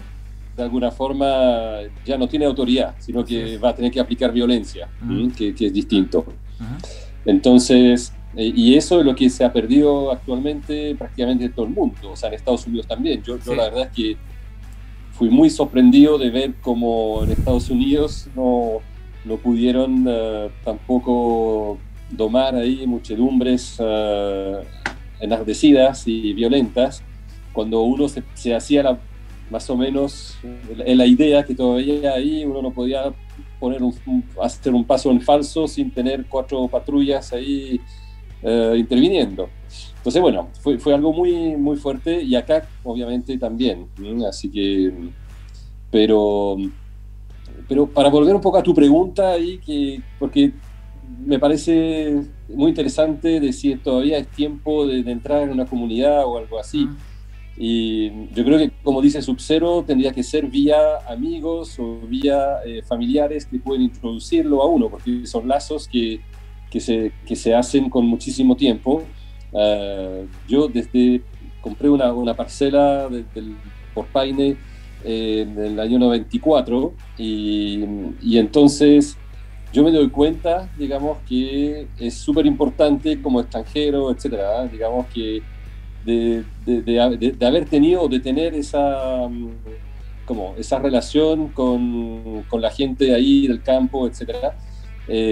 Yo iba a funerales, digamos, de gente ahí súper bien acogido y todo, y por ejemplo, bien, bueno, es súper importante eso, y para mí también es un refugio eventualmente si tuviera que salir de Santiago, pero ya son más de 20 años, 25, 27 años que estoy ahí, y los lazos se han hecho. Han conocido a mis hijos, han conocido, digamos, a mis padres que están viviendo ahí. De hecho, como tienen 80 años, están desde hace un año viviendo ahí recluidos. Y todo eso forma efectivamente raíces en una comunidad de gente que también sabe cuáles son las calles que hay que cortar. Y cuando unos cabros empezaron a querer quemar ahí una parada de buses durante, no sé, octubre o noviembre de 2019, bueno, unos viejos los fueron a parar ahí diciendo que están haciendo, cabros de mierda, váyanse para su casa. O sea, ahí fue, digamos, ¿cierto? Entonces, y ahí no pasó nada, digamos, porque la gente cuida sus cosas, ¿no? Entonces uno más o menos sabe que ahí, si la cosa se pone con hormiga, hay más posibilidad de tener una cosa, pero también hay que aportar algo a esa comunidad. O sea, la verdad es que Así es. habrá que trabajar, habrá que aportar cosas, digamos, de su oficio o de cualquier cosa. Eso también es muy importante. Oficios útiles, si no pasa nada. Sí, claro. Eso es lo que iba a comentar. En realidad, más que acumular capital monetario, por decirlo de alguna manera, o capital material, en el fondo hay que acumular capital en términos de ser útil. en una situación como esa, creo yo. Sí. Pero profesores son muy útiles, por cierto. Por lo menos. Por supuesto. Sí, claro. No es necesario ser, no sé, un herrero o un especialista en algo. Yo he leído historias de alguien que cocine bien es muy sí, claro. Yo leí Sí, historias por supuesto, de estos colapsos económicos y la gente que es humorista, que es artista, también, excelente. es muy apreciado, obviamente en esos momentos. Increíble eso. Pero esos son los lugares correctos que hablan ustedes. Por ejemplo, ¿vieron en los jóvenes revolucionarios cómo quemaron La Vega o Nueva York? Nada. Ujú. Lo echaron Nada, volando. no existe. Sí, No, igual ni que de siquiera julio, llegaron. sí. A 10 de julio llegaron. Hasta sí, Y 10 de claro, julio los echaron. claramente. Pero por eso te No digo, yo creo, pasaron yo ni a creo que 5 cuadras de Nueva York o de La Vega. es súper importante, y de hecho fue algo que me hizo clic. Es súper importante el lugar donde vive, que para mí era o sea, no en el sentido, no en el entendido de es bonito, qué sé yo, porque cuando todo está tranquilo, todo es pacífico, somos todos civilizados. Está claro eso. Es obvio, digamos, si el problema es cuando hay un quiebre. ¿Quiénes permanecen civilizados o quiénes tienen más tendencia a permanecer civilizados y quiénes no? Y te tienes que ir a los lugares que tienden a ser más civilizados. Esa es una realización súper importante que he tenido en este tiempo. Y es una variable más. Yo llevo cuánto. De todas las variables que hay. De todas las variables que hay. Yo creo que, como para resumir y cerrar un poco este capítulo, que ha estado re entretenido, yo creo que la conclusión es que estamos encaminados a un colapso económico, que puede acelerarse. Colapso económico en el entendido de menos producción de bienes y servicios, catastrófica o muy, muy severa. Y eso es por la destrucción que hemos tenido en las cuarentenas. La destrucción de oferta es muy difícil, sobre todo en las cosas que requieren mucho más capital, como energía, centros productivos, alimentos, logística, etcétera, etcétera. Y eso es muy difícil de recuperarlo. Vamos a tener un periodo de tiempo en el que la gente la gente que fue destruida económicamente o en sus negocios no va a querer invertir, y por lo tanto va a pasar un periodo de tiempo entre que la gente está reticente a invertir y sube los precios tanto que de nuevo vuelva a verlo atractivo para entrar. Eso va a pasar un tiempo, algunos años probablemente. Entonces lo importante es entender que estamos encaminados a eso, que hay factores que lo pueden acelerar muchísimo, como una guerra, por ejemplo, una guerra que está ahí a puerta o te está prendiendo luces. Y después podemos hablar en la otra semana, podemos hablar en un live de las alternativas de una guerra, una confrontación Occidente-Oriente. Pero en el fondo, lo que yo veo y un poco la conclusión es que estamos en esa curva de colapso, que la están acelerando ciertos eventos que tienen que ver con el gobierno en cuanto a impuestos. O sea, empiezan a colocar esos impuestos y la actividad va a bajar muchísimo más, porque obviamente le están aumentando los costos a la gente, o sea, a los empresarios, y van a tener que reducir los precios, manteniendo los márgenes, y eso significa despido, que va a aumentar mucho más el malestar y todo. Y va a llegar un punto en el que no tenemos mucho dinero en el margen, o sea, acumulado en la orilla, pero no hay nada que consumir, y eso detona la inflación. Obviamente. Eso es muy inflacionario. Te congelo. ¿Ah? Lo congelé. En el speech final. ¿Te congelaste? ¿Sí? ¿Me ven? Con Alain y Sub-Zero de más o menos los ingredientes que ya estábamos todos coincidiendo en el factor chileno, e incluyendo incluso un post que tú habías subido por julio 2017-2018, si mal no recuerdo, que tiene que ver con la crisis del 29 en Chile. Claro. Y cómo se correlacionaba mucho esas condiciones de estado con las actuales, sin contar los ingredientes que trágicamente como sociedad añadimos. Y viendo también la situación en Europa con su crisis bancaria en ciernes, monetizando toda la deuda posible, y Estados Unidos, que está intentando traccionar el carro de la economía con la teoría monetaria moderna, gasto público, que está intentando reactivar, pero y algunos analistas ya hacían ver de que eso podría dar cierto grado de crecimiento a las bolsas, al menos por 2022, 2023, pero va a llegar un punto en que ya no va a ser posible, y como en efecto la política monetaria cuando puede generar efectos inflacionarios, pero que tiene rezagos, por tanto no es descabellado que pase en unos año y medio, 2 años más. Por tanto, Biden está jugando sus cartas. Sí. Yo, a ver, primero la teoría monetaria moderna vale champiñón. Eso lo inventaron porque, o sea, lo desarrollaron porque es un fenómeno interesante que lo podríamos discutir en otro live. La trampa si de la liquidez. Si es que el live, digamos, ¿sí? Si no grabado, lo podríamos discutir porque de dónde sacaron esa teoría del hecho de que el Banco Central Europeo y los japoneses imprimieron mucho dinero y se compraron a sí mismo deuda y no subieron inflación nada. Pero eso es precisamente por la poca confianza que tenía la economía o la economía privada en el fondo, y por ende la gente tiende a guardar ese dinero por un lado, y por otro son economías abiertas al mundo. En el fondo mucha gente busca esos activos también en el mundo, entonces no, como que se disipa el efecto inflacionario de esas impresiones, por decirlo de alguna manera. Pero llega un punto en el que eso te viene de vuelta y no puedes hacerlo más, y ese punto ya llegó. En Europa ya no lo pueden hacer más. Por eso creo yo, y es una de las teorías, múltiples teorías al respecto, que apuraron este tema del bicho para poder tomar medidas con la deuda de gobierno que es insostenible. Entonces con un bicho te permite frenar, parar toda la economía y hacer colapsar a todo, y tomar posición o posicionamiento de empresas por centavos de dólar, ¿no? Exacto, estatizar. Pero pareciendo que los rescatas en el fondo, porque como tuviste todo y quedaron todo, sobre todo las líneas aéreas y todo lo que tenga que ver con transporte, en el fondo no es que los estatices, tomas posesión casi a cero, porque están quebrados.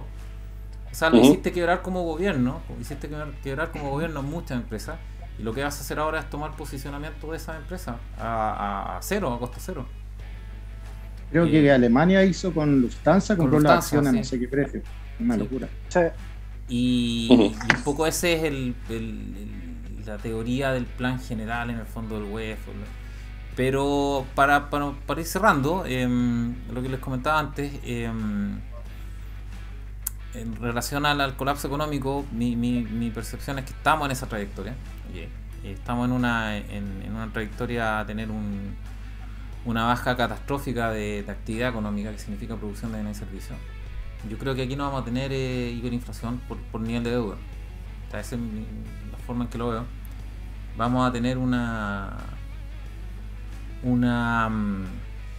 colapso cuando se liberen las cadenas de pago, un colapso de cierta clase de activos, pero también de la oferta, y por ende van a subir mucho los precios de ciertas cosas, los alimentos, los básicos, y la gente no va a tener dinero para comprarlo aquí en Chile, y eso no es hiperinflación en sí mismo, es una estanflación, llamémoslo de esa manera. Subida de precios de las cosas básicas y que no suban los ingresos, y eso no tiene cómo abordarlo el gobierno, no tiene cómo prevenir eso. Lo trataron de hacer en Estados Unidos con la crisis del 70, subieron las tasas de referencia al 18% y dejaron la crema. Estamos hablando de Estados Unidos. Aquí en Chile es muy difícil que lo puedan abordar eso. Yo creo que estamos en una posición bien complicada, porque increíblemente eso nos complica el hecho de que no tengamos deuda, porque lo que va a pasar es que va a tener una deflación gigantesca, va a valer mucho el dinero en relación a muchos activos, pero van a inflarse precios de cosas básicas. Y justo es la gente pobre la que necesita esas cosas básicas y que no va a tener ingresos para comprarlo. Ese mix es muy tóxico, muy tóxico. Muy complicado. Y mi perspectiva en ese sentido es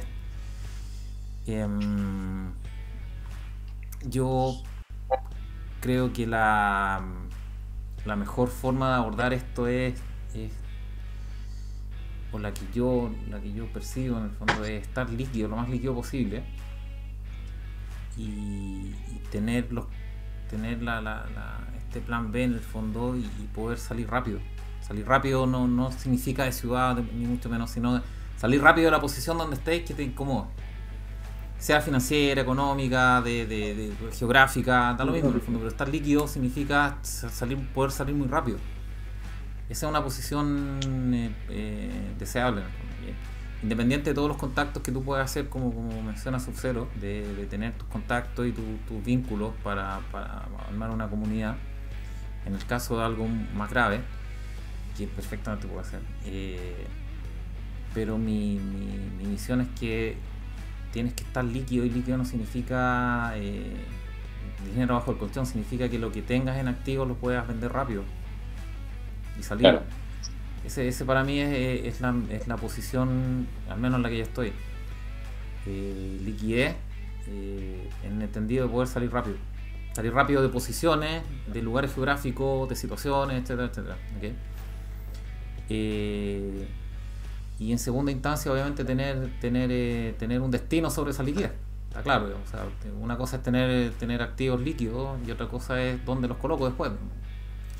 Claro. Ese es el trabajo, para mi gusto. Entonces, hay muchas herramientas de liquidez. A Sub-Zero le gustan las criptomonedas, y yo creo que proveen una liquidez súper buena.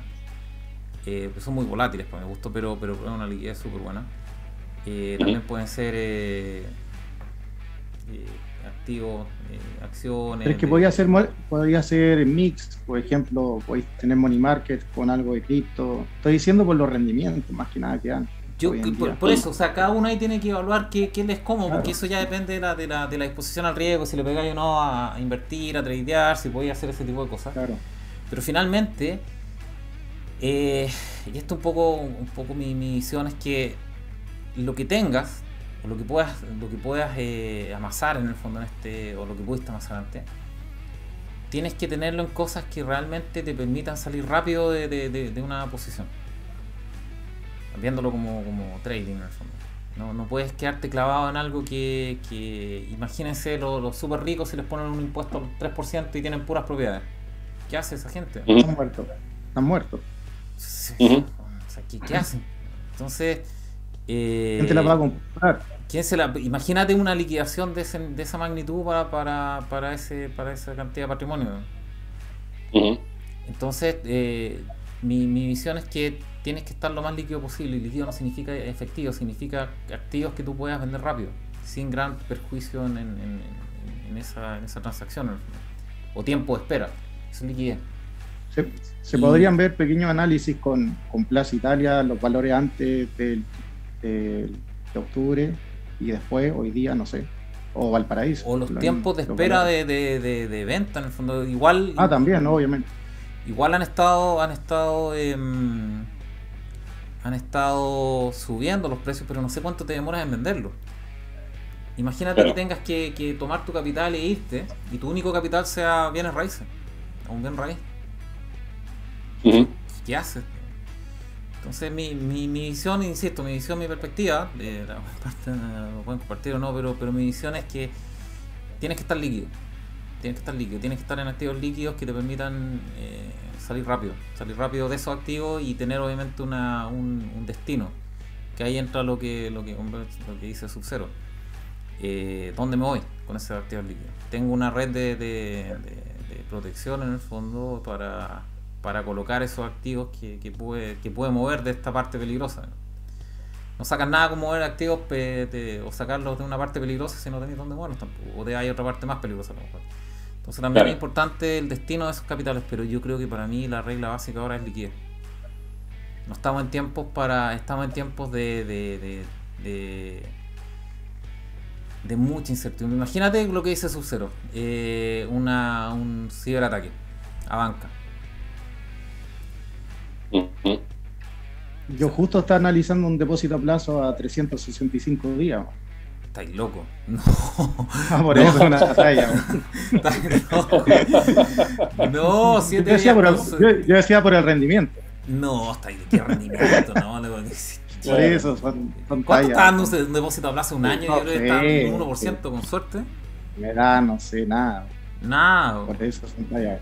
Si te dieran seguridad está claro, pero para mí no hay mucha seguridad en la banca ahora, ni siquiera en cuenta corriente. No centralizado. Por el tema de los ataques cibernéticos. Pero eso, cada uno podrá ver cuál es sus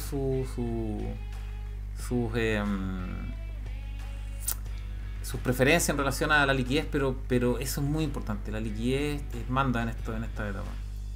No solamente catch, la liquidez, poder salir rápido de donde estoy. Y eso yo creo que es como el mensaje para esta etapa de colapso en el fondo económico. Si estás viendo que estás cayendo y no podéis salir, estáis fritos. O sea, si está cayendo y no podéis salir, estáis bien. Es como este tipo de la película del margin call. El que vende primero es el que hace la ganancia. Sí. Así es que yo creo que ese es mi... Lo que hablamos el otro día, Janet, también el tema de pasar desapercibido es súper importante para la gente. Claro. Que escucháis a la de un BM que son preciosos. Pero hoy en día, no sé, anda de Plaza Italia para abajo con un BM. Eso yo. Entonces, al final te empezáis a poner en riesgo con cosas que en realidad te las ganaste con esfuerzo y todo, pero para qué llamar la atención hoy día que empieza, no sé quién habló eso, del sentimiento de envidia. Creo que fue Alain también, el tema de Argentina, que por qué este gallo tiene esto, si estamos todos mal. Sí. Entonces... uno no se siente bien en un ambiente hostil, digamos, o que también no es que la gente no haya sentido animosidad, pero igual uno se puede sentir simplemente con eso, simplemente entrar en una zona ahí, una zona más industrial, y voy a ver un cliente y te encuentras en un mundo diferente, y es bastante complicado, sí. Así que... Ya, resumiendo entonces, como para hacer el balance general de esta super conversación, estamos en un colapso económico. Mi feeling es que sí, yo creo que ustedes también comparten eso. ¿En qué etapa estamos? Ahí podemos diferir un poco. ¿Cuál es la preparación que necesitamos para hacer? De nuevo, mi sensación es que estamos en un punto en el que tienes que estar líquido y tienes que tener un plan B para colocar esa liquidez. Y como decía Sub-Zero, pasar lo más desapercibido posible. Estamos en una etapa en el que de hecho produce roncha el hecho de vanagloriarse de cosas, o presumir de cosas. Entonces, obviamente no hay que hacer tonteras. Hay otras circunstancias en las que tú tienes incluso que presumir de riqueza o de abundancia, sobre todo la gente de venta, marketing, pero no este es el momento. Este es el momento de pasar lo más desapercibido posible, y ese sería el mensaje. Sería liquidez en activos de su preferencia, puede ser desde Bitcoin hasta acciones, blue chip, ojalá. Y pasar desapercibido, obviamente tener un plan de relocalización de capitales geográficas, etcétera. Eso ya es un poco a gusto personal en el fondo. Bueno, por lo menos ya no hay fotos de restaurantes ni en los platos. ¿Cómo? Que uno se saca, ya no hay fotos que uno veía en Instagram de los ¿Te das cuenta que eso sonó? Ya no existe. Es que no hay restaurante. Claro, bueno, No, no hay también, restaurantes. Claro. también, pero ya no, gente no exige ese tipo de cosas y eso es increíble. Claro, No. obviamente porque no hay restaurante, pero tampoco presume mucho porque cae mal. Entonces no hay Mal. que hacerlo, digamos, a ningún nivel. Yo creo que es un poco el mensaje de término, en el fondo, mío al menos. Consejo, tengan su capital en cosas líquidas. Escojan bien dónde se van a ir. Es muy importante escoger el lugar geográfico y las personas que viven ahí. Y no estoy hablando de clase social necesariamente. Lo que decía Sub-Zero, en 10 de julio echaron una patada en la raja a todos los que trataron de hacer tonteras. Con los gallegos, en cualquiera de esas partes. No tiene que ver tanto con la y en Plaza Italia están hecho un desastre. No tiene que ver con la clase social necesariamente, sino con la disposición de la gente que vive en esos lugares a defender lo que es de ellos, digamos, lo que tienen. Y establecer y mantener el orden dentro de esos lugares. Y liquidez, tener un lugar geográfico y de afinidad con gente. Puede ser en una comunidad, como dice Sub-Zero, puede ser en algo más grande, ahí da lo mismo, un tema de preferencia y de perspectiva. Y plan B. Y ser conservadores con las apariencias y con el gusto. Yo creo que esas son las recomendaciones generales para este primer programa. Después podemos entrar en detalle en otros, pero esa sería mi visión. Así no sé cómo quieren terminar ustedes con. Yo quería partir despidiéndome porque me levanto a las 4 de la mañana. Dale. Así que quería partir agradeciendo obviamente el espacio. Creo que es un espacio de luz dentro de tanta oscuridad. Creo que es muy positivo eso, muy positivo. Ya sea que esto haya tomado mucho ritmo, mucho vuelo, pero creo que siempre la gente va a empezar a cranear algo, ponerse escenario, que ojalá nunca pasen. Y agradeciéndote a ti, a Paula, a Laín. Ojalá tengamos alguna vez la oportunidad de conocernos en persona. Sí, sí, claramente. Sí. Y decirle a las personas que vean este video y que en el próximo live sea en directo que mi visión, mi punto de vista es que el responsable de la situación, ya sea que estén bien ustedes o lamentablemente estén mal, el único responsable es la persona que en el espejo, nadie más. Nadie más. Usted, la única forma de salir adelante en cualquier situación, creo que venciéndote a esa persona al frente. De hecho, en el estandarte que tengo atrás dice véncete para vencer. Así que yo me quedo con eso y lo aprendí con harto dolor. Eso, estimado, yo me despido y disculpen, pero igual, bueno, voy a esperar que se despidan, no voy a hacer eso, lo espero que sí. Muy bien. No, agradeciéndolo también a ustedes la invitación de Ariane. Encuentro que, bueno, te voy siguiendo hace muchísimos años y es muy, muy agradable de estar así ya compartiendo en vivo. Así que también, bueno, disponible para otra charla sobre otros temas, porque hay muchísimo todavía por conversar. Así que gigante. Eso lo estoy esperando con ansiedad desde ya. Sí, un placer poder dialogar entre todos, un gusto conocerlos, muchachos, un gusto también, espero sea para los que vayan a observar este episodio. Y bueno, mensaje final nada más que sí, es un escenario súper ensombreciedor, es válido asustarse pero también ocuparse, así que bueno, mirar la herramienta a mano y tomar decisiones para el futuro propio y el de las familias que le rodean. Eso es, señores, un gran gusto haber contado con ustedes y espero que para otra vez salga en live como corresponde. Voy a tratar de ver la conexión. Perfecto. Ya pues, señores, un gusto. Muy bien. Un abrazo. Un abrazo, buenas noches. Buenas noches. Chao. Chao.